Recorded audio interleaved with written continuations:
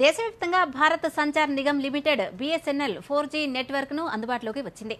ప్రధాని నరేంద్ర మోదీ ఒడిశాలో ఈ సర్వీస్ను ప్రారంభించారు. అలాగే టెలికమ్యూనికేషన్స్, రైల్వే, ఉన్నత విద్యా రంగాల అభివృద్ధి పనులను ప్రధాని ప్రారంభించారు.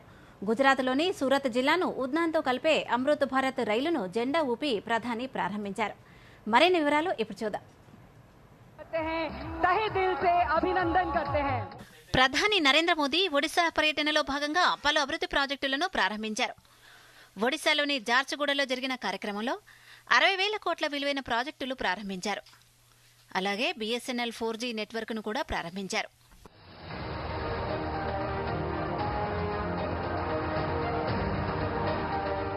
భారత్ సంచార్ నిగమ్ లిమిటెడ్లో స్వదేశీ సాంకేతికతతో 4G నెట్వర్క్ అప్గ్రేడ్ చేస్తూ కొత్తగా టవర్లను ఏర్పాటు చేశారు.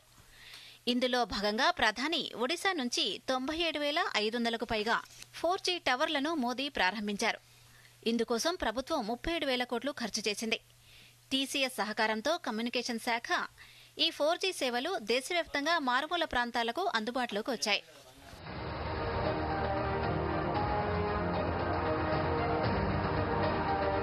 BSNLతో పాటు టెలికమ్యూనికేషన్స్, రైల్వే, ఉన్నత విద్య వంటి రంగాలకు సంబంధించి అభివృద్ధి పనులను ప్రధాని నరేంద్ర మోదీ ఆవిష్కరించారు. దేశవ్యాప్తంగా ఉన్న 8 IITల విస్తరణకు శంకుస్థాపన చేశారు.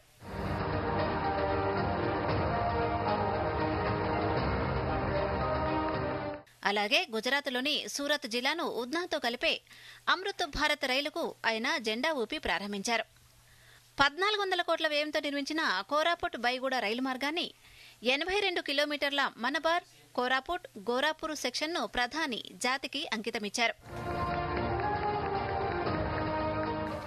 ఈ ప్రాజెక్టుల ప్రారంభం తర్వాత బహిరంగ సభలో ప్రధాని మోదీ ప్రసంగించారు. స్వదేశీ సాంకేతికతతో 4G సేవలను ప్రారంభించిన ప్రపంచంలోని 5 దేశాల్లో భారత్ ఒకటిగా నిలిచిందని ప్రధాని మోదీ అన్నారు. అమృత్ భారత్ రైలు ద్వారా గుజరాత్లోని ఒడియా ప్రజలకు ప్రయోజనం చేకూరుస్తుంది. పేదలు, దళితులు, గిరిజనులకు సాధికారత కల్పించడంపై కృషి చేస్తున్నామన్నారు.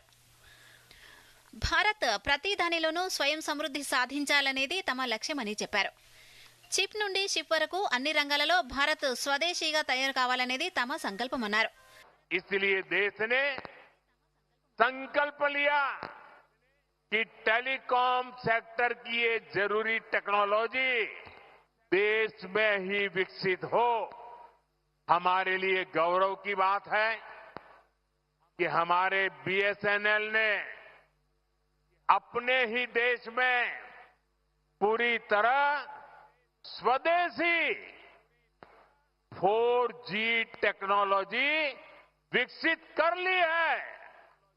और मैं इस काम में जुड़े हुए देश के नौजवानों को, उनकी टैलेंट को और भारत को आत्मनिर्भर बनाने के लिए उन्होंने जो बड़ा काम किया है, मैं उन सभी नौजवानों को बहुत बहुत बधाई देता हूं।